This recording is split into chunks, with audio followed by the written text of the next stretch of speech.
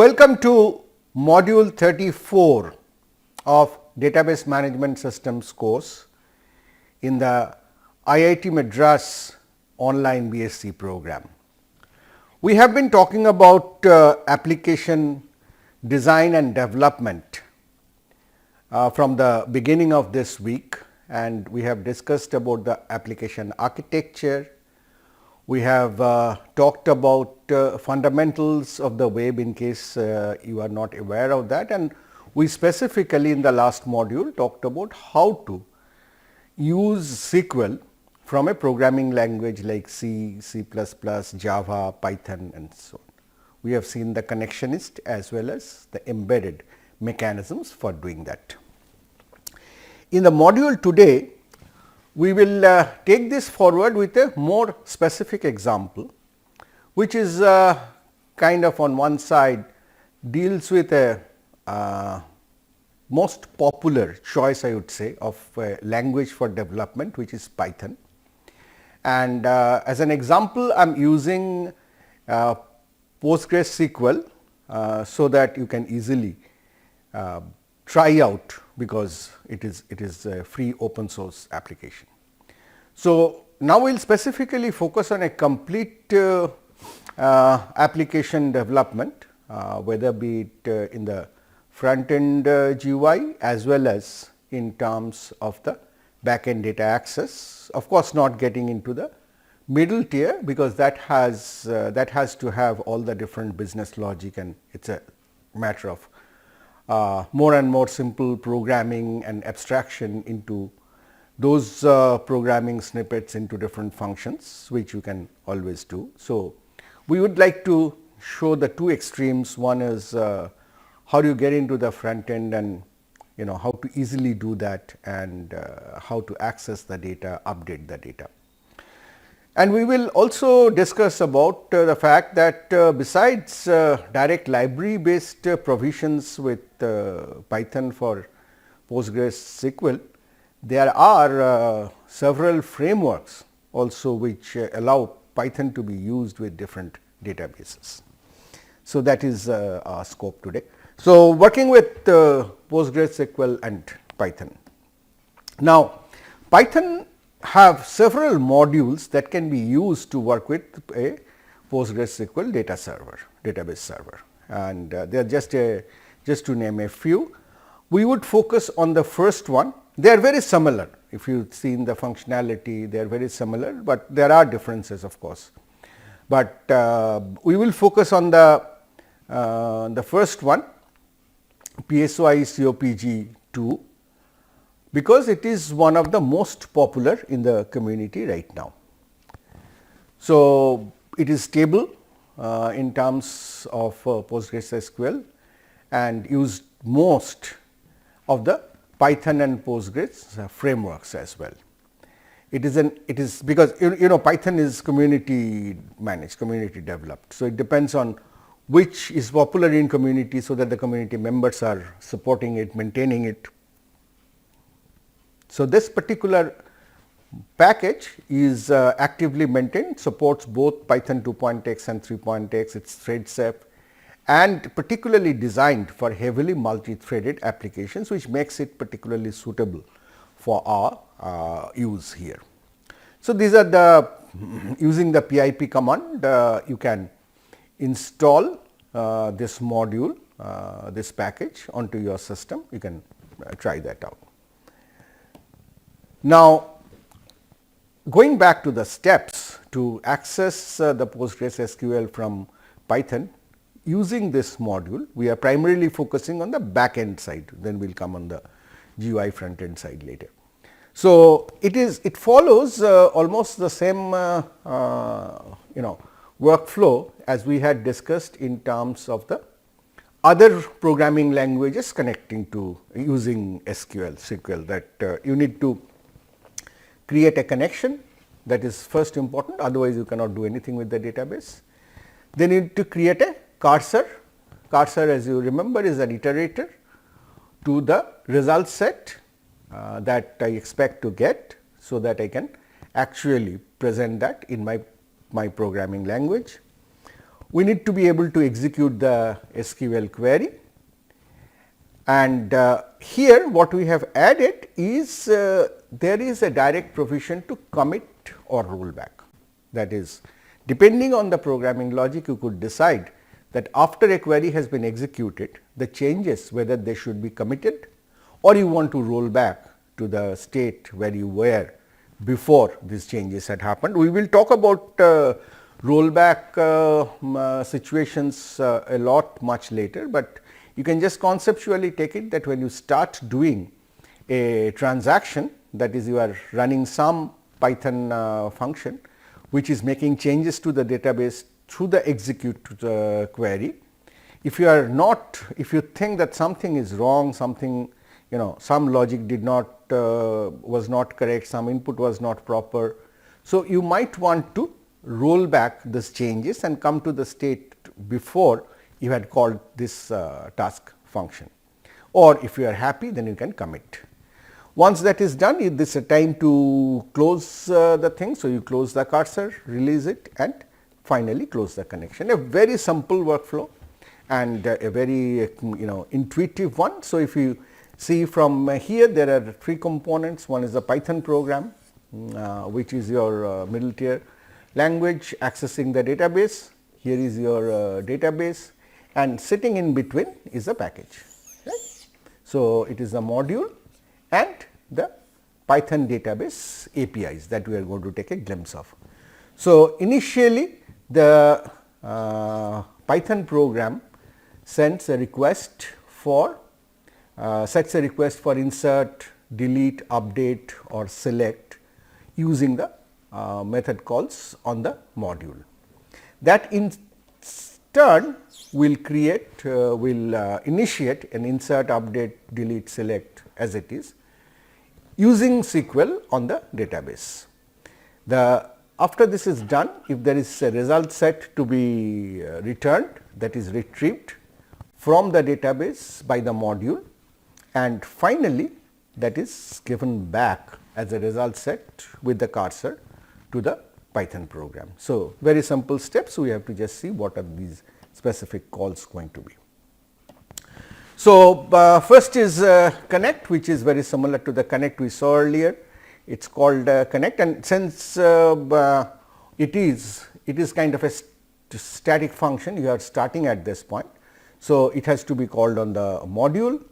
You specify the database, the user, the password, the host, the port, all details. I mean, where the database server is existing, what is the name of the database and who wants to connect, and then it will open a connection. It will open a connection, it will return a connection object. Now, if you want to close that connection, you invoke the method close on the connection object. So, that is what you will do at the end. Otherwise, the next step is you need a cursor. So, you do connection dot cursor, which is where connection is your connection object, you have got the current connection. It will create a cursor which can be used throughout the program, and when you are done, you close and release the cursor. Very simple. So, beginning and end we have done here.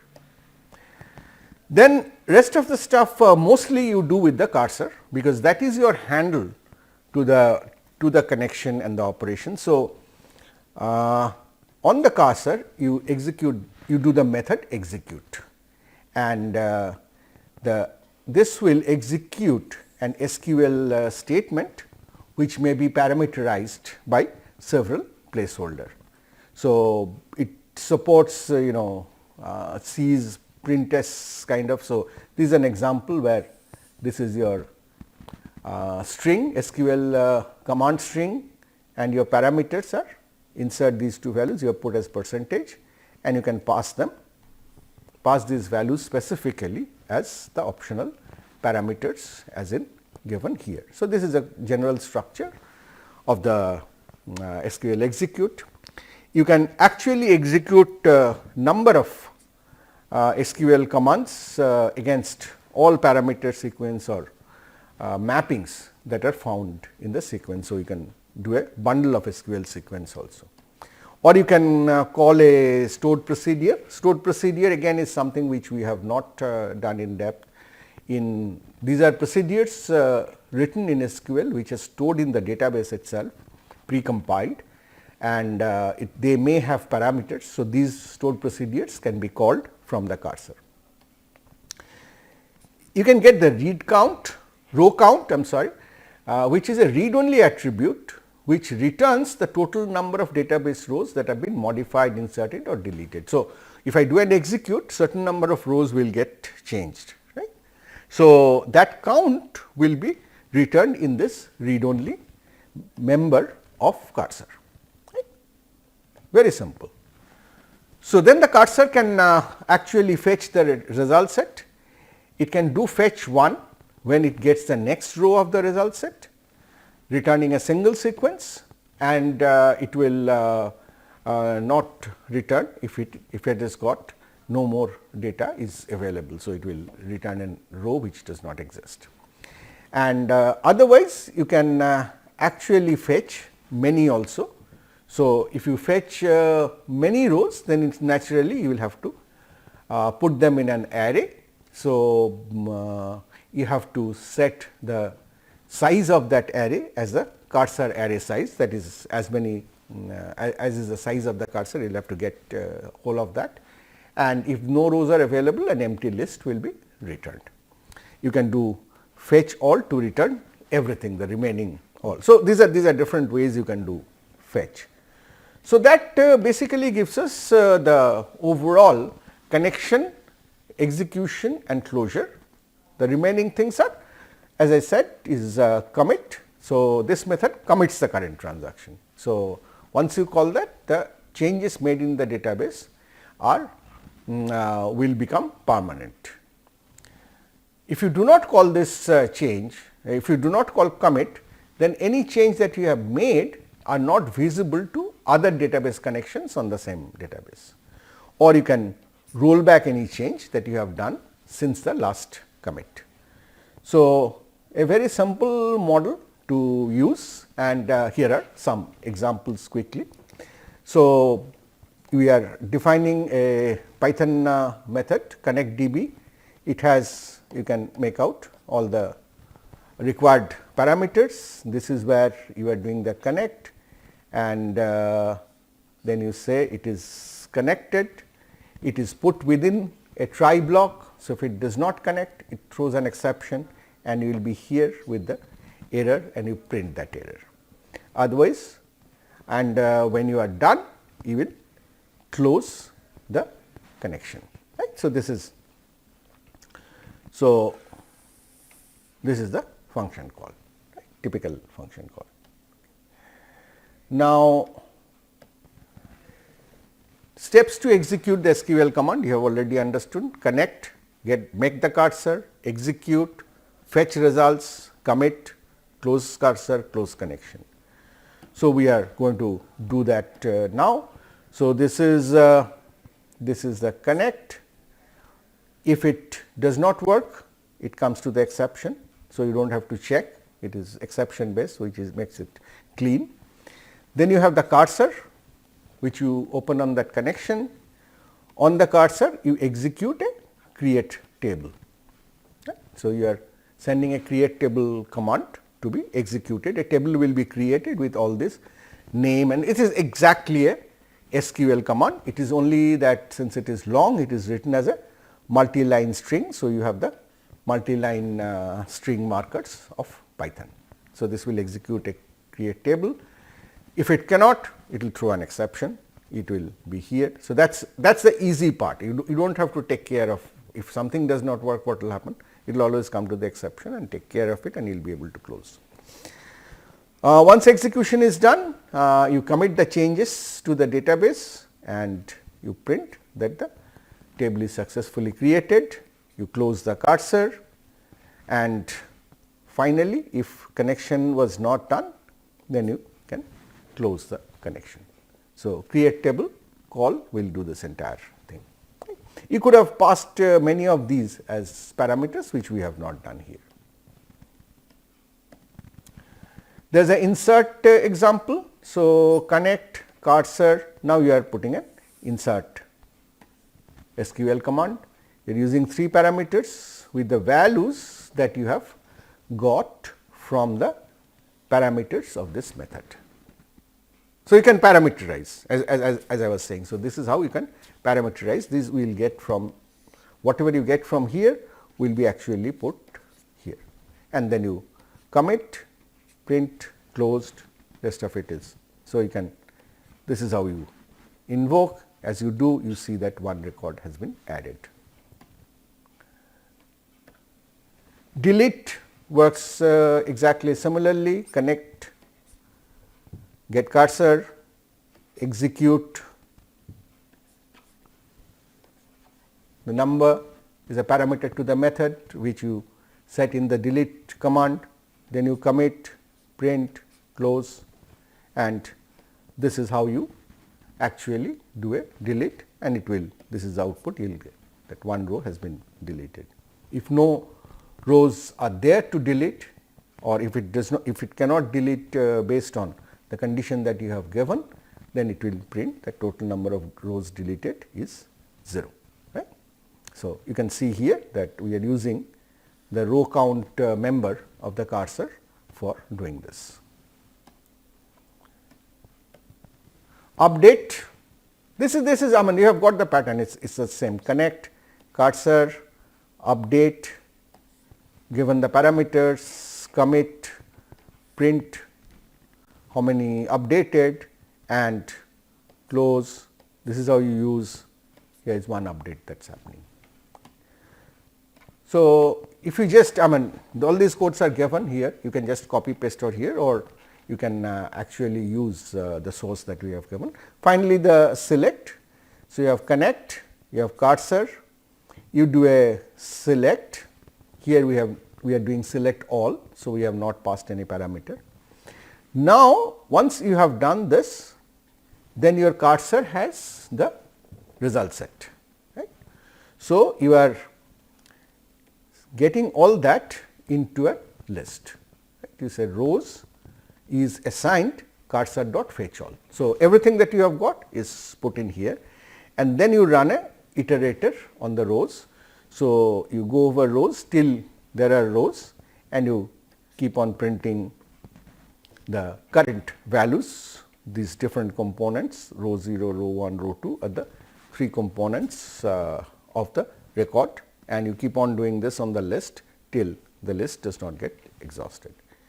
There is no question of commit, because you have not made any changes, and so once you are done, you simply close the cursor, close connection, and here this is a typical result that you might get. Right? So, that was how you can very easily use Python with a database server like PostgreSQL using the I mean there are other modules for other databases as well. You can use this module and very easily do this. I think all of you would be able to write the programs for it.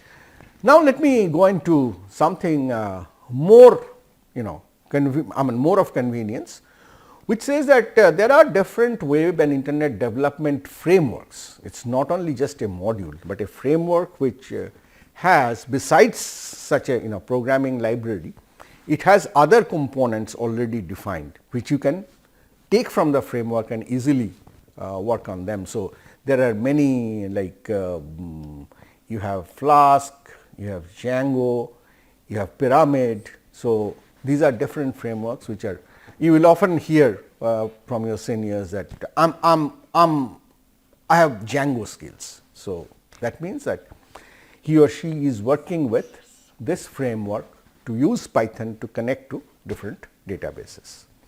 So, these are Django and Pyramid are big frameworks, you can learn it over a period of time.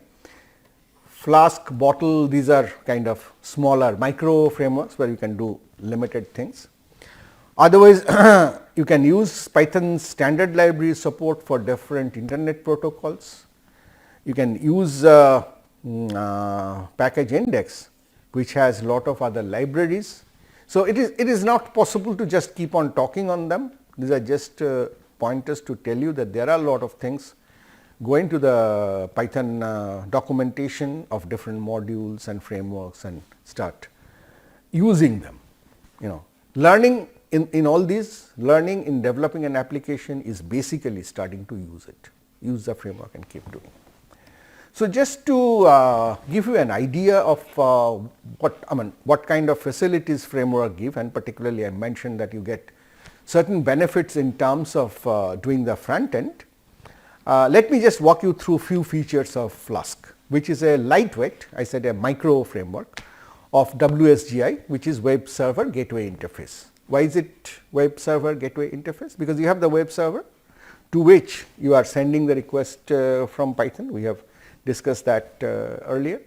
Now, you are providing a different interface for that, the interface which is at a higher level than what you will actually need to do on the web server, so that it becomes easier for you to do the coding, do the modeling and do the testing and make it ready. So, it began as a wrapper earlier with the earlier frameworks, and but now it is pretty stable and pretty popular. It will also offer you suggestions of, well, include this, include that dependency and so on. You may take that, but you may skip also. And there are many extensions that are being provided by the community regularly, which give you more and more functionality to speed up your development. Naturally, this is how you can install it. So, it is a simple example to get started. So, you basically write this at the beginning from Flask import Flask. So, you need to get the framework imported, much in the similar way that you import modules, and then you have a app with a parameter name. Then in the route, you basically do a binding. So, route has a rule and other options, right. What the rule says is it represents a URL binding with a function. So, here the URL is // What it means? It basically means the root home page of your own web server. And what is the function? The function is def hello world, which just returns hello world. So, if you do app.run, it will run this function method hello world, which is bound at the root of or home page of your web server, and you will be able to see the hello world coming on your browser, right. So, that is the hello world program. So, to build up a simple example, let us see what the app.run might need to know. It will need to talk about the host, because you need to know where the service is be provided, the port on which it will be there. Do not really get concerned about what is the meaning of port if you do not already know.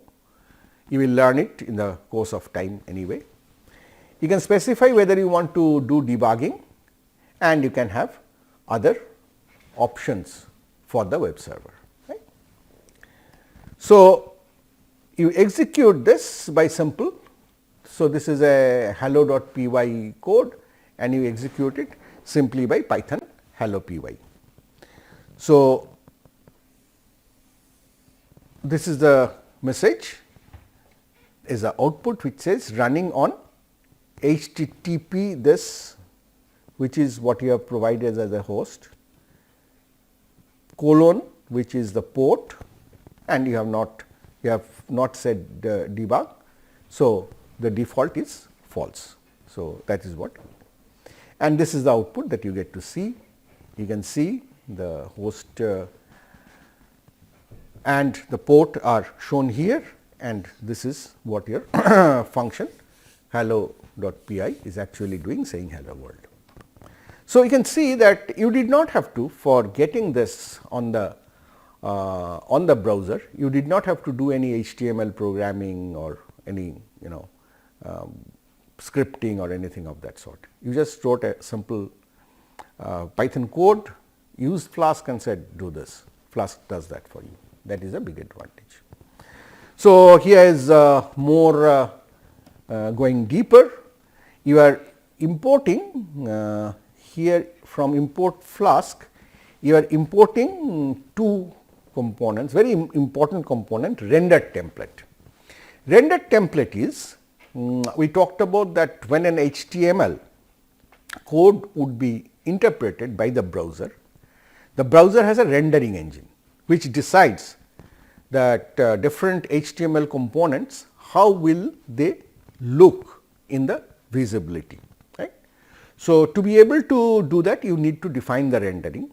You can do your own rendering, but Flask gives you a rendering template. It already has a template. So, and it is often a nice one. So, you can just use that template, so that you just do not need to do a lot of front end programming.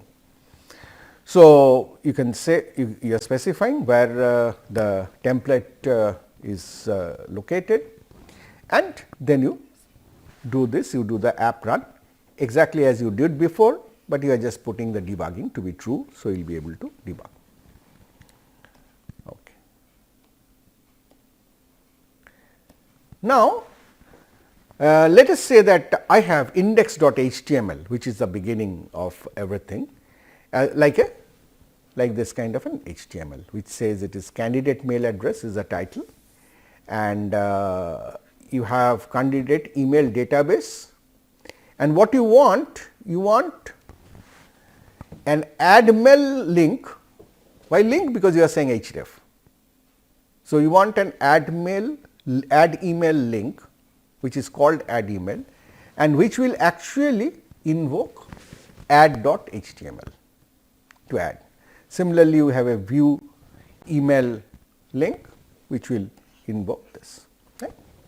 So, how do you bind it in Flask? You will say that the root I want to do index. So, what you are doing is this index function, which is by default bound at the root, is using the rendered template to render this. So, the rendered template has a nice way of showing the text. You have not specified how to show the text, you have not given any style or anything, but the rendered template will do that and show it. Similarly, you can do for the add template. So, that is how the rendered template becomes a good convenience for doing your Flask.